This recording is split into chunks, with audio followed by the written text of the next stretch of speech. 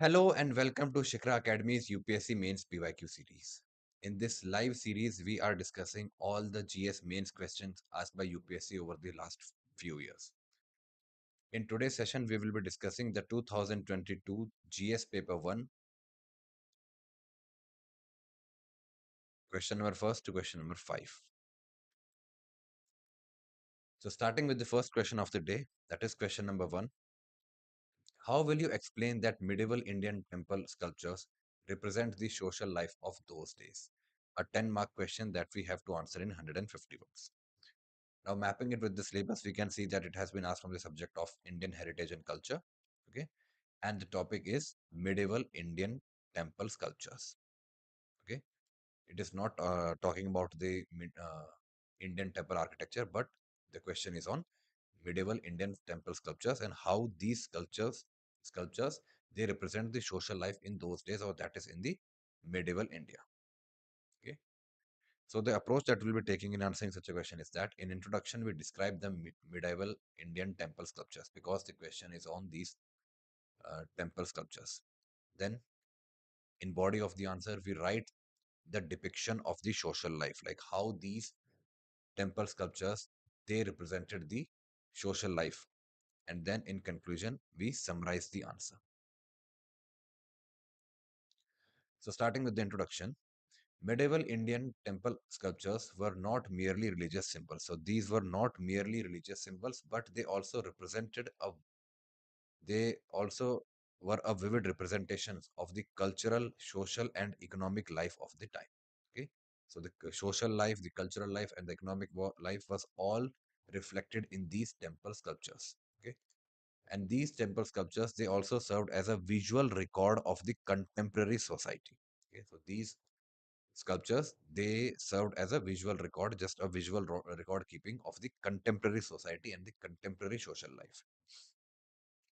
Now, what they actually depicted about the social life. So first was the depiction of the daily life. So sculptures in these temples, in medieval Indian temples, they portrayed farmers, traders, artisans, musicians, reflecting the occupational diversity of the era. Then was the scenes of agricultural work, market exchanges, festivals that show economic as well as cultural activities. Then after the depiction of a daily life about the occupational and the scenes of market exchange, agriculture work, there was social and religious practices. Temples displayed rituals.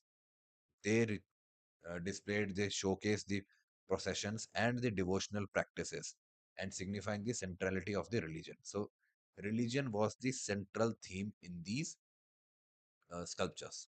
Okay. Then there were sculptures of gods, goddesses, and mythological tales that highlighted the moral and spiritual values. Then was the status of women and for the entertainment purpose. So women were often depicted in graceful forms in these sculptures, suggesting their important role in rituals, dance, and music. Okay, so women were they were depicted in highly gracious forms, and that suggests that the status of women and the role of the women that particularly they played in the rituals, dance, and music was very high. And these dance and musical performances that were aimed towards entertainment were very intricately carved, showing their popularity as entertainment and devotion. Okay, so these sculptures, they were a way to represent the devotion, to represent the religious practices, and also they represented the form of entertainment or the popularity of entertainment during the medieval time. Then it was also a symbol of erotism. Erotic sculptures, especially in Khajuraho, they reflected the liberal attitudes towards sexuality and its integration with the spirituality. Okay. So, in conclusion, we can summarize the answer by writing medieval Indian temple sculptures, they went beyond the religion. Okay. Even though they were sculptures in the temples, but they went beyond the religion and they served as artistic plurals of the society. They immortalize the everyday life, occupations, beliefs, and cultural ethos of their age, making temples living museums of the medieval India. Moving on to the next question, that is question number 2. Why did the armies of British East India Company, mostly comprising of Indian soldiers, win consistently against the more numerous and better equipped armies of the then Indian rulers? We have to give reasons, a 10-mark question that we have to answer in 150 words. Now, mapping it with the syllabus, we can see that it has been asked from the subject of history, that is modern Indian history from about middle of the 18th century until the present. So it is talking about a era of 1750s to 1850s. Okay, that's a basic timeline in which the British East Indian Army, the army of the British East India Company, went on at wars, and they won several wars against the Indian rulers. And even though the Indian rulers, the armies of those Indian rulers of the day, they had they were much better equipped. They had far superior numerical strength also. Okay, but still, the British East India Company, the army of the British East India Company, they win over these Indian rulers. So, in answering such a question, in introduction, we deal with the introductory line that was given in the question. That is, we elaborate that the British East India Company won several wars against the more superior, more better equipped, more numerically strengthened armies of the Indian rulers. Then in the body, we address the demand of the question by writing the key reasons, like actually the reasons why the armies of the British East India Company won. And then in conclusion, we summarize the answer. So starting with the introduction, although the British East India Company's army were largely composed of the Indian soldiers, okay, so the army of the British was largely made up of Indian soldiers that were known as sepoys. They consistently defeated the more numerous armies of the Indian rulers. Okay, and then there comes the connecting line. This success lay in their superior organization, unity, and strategy. Okay, then we give the key reasons like why the British Army, the British Indian East India Company Army, it won against the Indian rulers. So first was superior military training and discipline. So soldiers, the British East India Company soldiers were trained in European drill, discipline, and they use the modern firearms. And there was cohesion and coordination gave them edge over the loosely organized Indian army. So Indian armies, they were even though more in numbers, but were loosely organized because of they were lack of coherence. Then there was advanced weaponry and technology. There was effective use of artillery and firearms ensured the greater battlefield impact. And the Indian rulers, they often relied on the outdated cavalry-based warfare. Okay, so the science or the era of warfare had evolved, but the Indian rulers, they often relied on the outdated cavalry-based warfare. Then there was unified command and strategy. There was a clear hierarchy and leadership under the British officers, which ensured the effective planning. Okay, Indian armies, the armies of the Indian rulers, they suffered from factionalism, poor coordination, and a divided command because there were many um, top level officers in these armies. Okay, and each of them had their own army, a small army, or they had their own unit to command. Okay, so there was factionalism and there was poor coordination. Then there was political and financial backing. So East India Company's resources, its revenue control, and its superior naval strength, particularly, sustained long campaigns in the during the war. The Indian rulers often faced financial constraints and betrayal by the allies. So the nearby, so in many of the cases, as we can see in the we have seen in the Battle of Plassey also. Okay, so the allies of the Nawabs or of the Indian rulers, they betrayed themselves, they betrayed the Nawabs on the very day of the war. Okay. Then there was exploitation of disunity. British exploited rivalries among the Indian states, securing the local alliances. Okay. So all their rivalries, all their disputes with the adjoining states. Okay. So British, they very well exploited all these fractures that were there, uh, the diplomatic fractures that were there between these Indian states.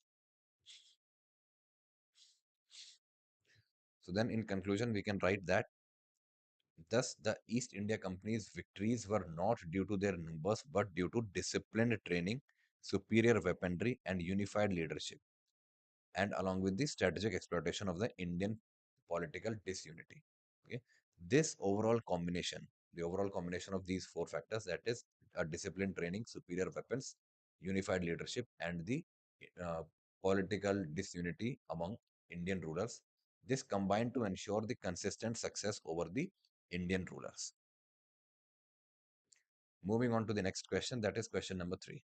Why was there a sudden spurt in famines in colonial India since the mid 18th century? We have to give reasons. 10-mark question to be answered in 150 words. Now, mapping it with the syllabus, we can see that it has been asked from the subject of modern Indian history. Okay, and it's talking about middle 18th century.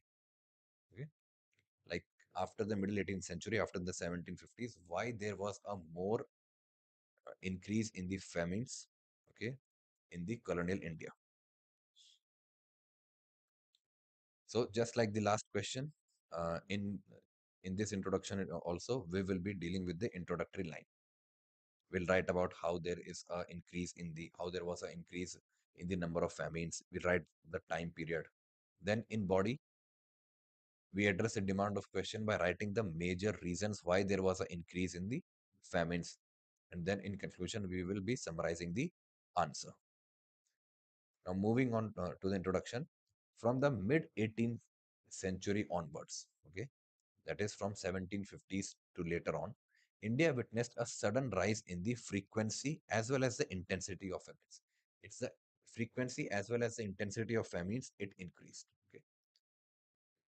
And this was not merely due to natural causes. Okay. It has the reasons were not only natural, but it was a outcome of the colonial policies or the colonial practices. Okay. Then the major reasons why there was an increase in the frequency as well as intensity of the famines after the mid 18th century. So first was the exploitative land revenue systems. The permanent settlement and the high land revenue demands left peasants with little surplus.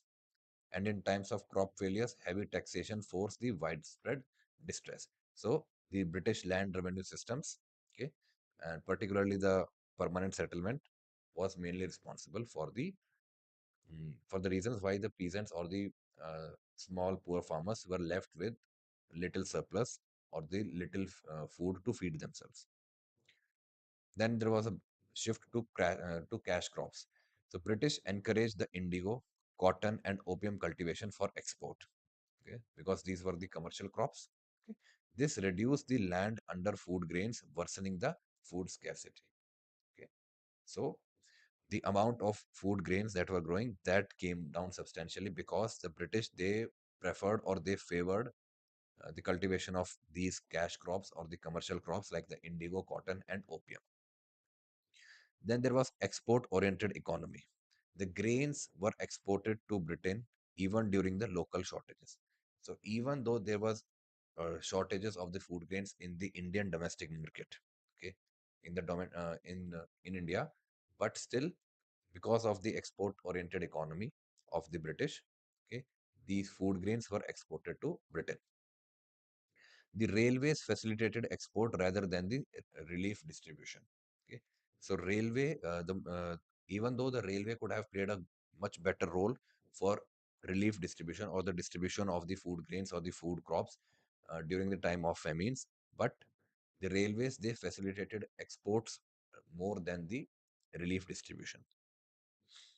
Then was neglect of relief measures. So unlike the earlier Indian rulers, okay, so it was not like the famines were a thing only during the colonial period, but in the earlier period when there was famine-like situations, so the Indian rulers, they showed empathy. They showed the empathy towards their masses, towards their subjects, and they were concerned about the famine relief. But the British showed little concern for the famine relief. Okay, so famines like the Bengal famine in 1770 and the later ones claimed millions of lives. Okay, then there was population growth and vulnerability. Rising population without corresponding agricultural reforms increase the vulnerability. So in the 20th century particularly, there was an increase in the population, but the overall reforms in the agriculture did not take place. Okay, and the productivity remained constant, but the population increased. So this also put further pressure on the demand and supply.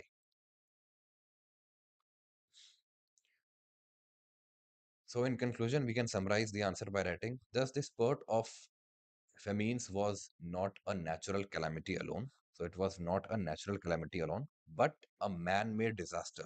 It was rooted in the exploitative colonial policies, economic drain, as well as the administrative neglect on the part of the British. Moving on to the next question, that is question number 4. Describe the characteristics and types of primary rocks. Okay, a straightforward question, a 10-mark question that we have to answer in 150 words. Now, mapping it with the syllabus, we can see that it is a direct question from the subject of geography. Okay, and the topic is salient features of world's physical geography. It is asking about the primary rocks.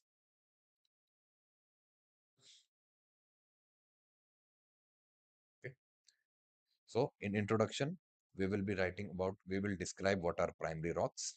Okay, then in body, we write the characteristics of the primary rocks and the type of primary rocks, because these are the main things that has been asked in the question. Then in conclusion, we write the significance of these primary rocks. So starting with the introduction, the primary rocks, also known as igneous rocks, okay, are the oldest and most fundamental rocks of the Earth's crust. They form directly from the solidification of molten magma and serve as a parent material for the other rocks. Okay, so this is a brief description of a brief introduction of about the primary rocks. Okay, then moving to the body, we write the characteristics of the primary rocks. So first is the origin. These rocks are formed by cooling and solidification of magma. So how these rocks originated in the first place. Then their structure. So these are generally hard, crystalline, and compact. Then the composition. These igneous rocks or the primary rocks, they are rich in minerals such as quartz, feldspar, and mica. Okay, and there is absence of fossils. So these igneous rocks or the primary rocks, they do not contain fossils as they originate from the molten material. Okay, because their origin is from the molten material, so there is complete absence of fossils in these rocks. Then is resistance. So these rocks, these are highly resistant to erosion and as well as weathering. Okay, so we write the types of primary rocks. So there are two types: the intrusive igneous rocks as well as the extrusive igneous rocks. Intrusive igneous rocks, they formed when the magma cools slowly beneath the Earth's surface. Okay, so beneath the Earth's surface, below the surface of the Earth, if the magma, if the magma that has come out, okay, it forms or it cools slowly. This gives rise to the intrusive igneous rocks or the intrusive primary rocks. Examples: granite and diorite. Then we have extrusive igneous rocks that are formed when the lava cools rapidly on the Earth's surface. Okay, example: basalt and obsidian. So, two point of difference between intrusive as well as extrusive igneous rocks. Intrusives are the ones that cools below the surface of the Earth. Extrusives are the ones that cool above the surface of the Earth. Okay, intrusive slows, uh, uh, cools down slowly. The extrusive, they undergo a rapid cooling. Okay. So in conclusion, we can write the significance of the primary rocks. Like, the primary rocks are the building blocks of the Earth's crust. Uh, their diverse forms, depending on cooling conditions, not only shape landscape but also provide the vital resources like minerals and construction materials. Okay. So these rocks, they are used for the minerals as and also the construction material. Now, moving on to the last question, that is question number 5. Discuss the meaning of color-coded weather warnings for cyclone-prone areas given by the India Meteorological Department. Okay, another straightforward geography question that we have to answer in 150 words, a 10-mark question. So it's a question on geography, and the topic is important geophysical phenomena. That is, it is asking about cyclone. So, starting with the introduction, we describe the color-coded weather warnings. Okay. Then in the body, we address the demand of the question by writing the meaning of these color codes. And then in conclusion, we write the significance of these color codes, like why do we give these color codes in the very first place. So the Indian Meteorological Department issues color coded weather warnings to alert people about the potential cyclones and severe weather. These warnings help in disaster preparedness and reduce the risk to life and property. Then the meaning of the four color codes. First, we have the green warning. Okay. So when the green warning is issued, that means there is no adverse weather is expected. The conditions are safe and no action is required from the administration. The yellow warning indicates that the weather will likely to change, is likely to be changed. Okay. And people should remain alert and updated. The orange warning, the severity keeps on rising from green to red. Okay. In the orange warning, the severe weather conditions are expected with possible damage. Okay. A little bit of possibility of damage will be there, and we are expecting a severe weather. Okay. Authorities as well as the public should be prepared for emergency measures. Then is the final warning, that is the red warning. Okay. This is issued in the cases of extremely severe weather conditions. Okay. And the high risk of destruction is there, and it requires urgent action, and evacuation may also be required when the red warning or the red alert is issued. So in conclusion, we can write that the IMD's color coded warnings, they act as precautionary system to ensure timely response to cyclone prone areas. Okay. By following these alerts, okay, the significance is that by following these alerts, these color coded alerts like green, yellow, orange and red, both the authorities, the administration, as well as the citizens can minimize the losses and ensure safety during the natural disaster, particularly a disaster like the cyclone. Okay. Now, the PDF of these model answers will be available to you on Shikara Academy's Telegram channel. Thank you.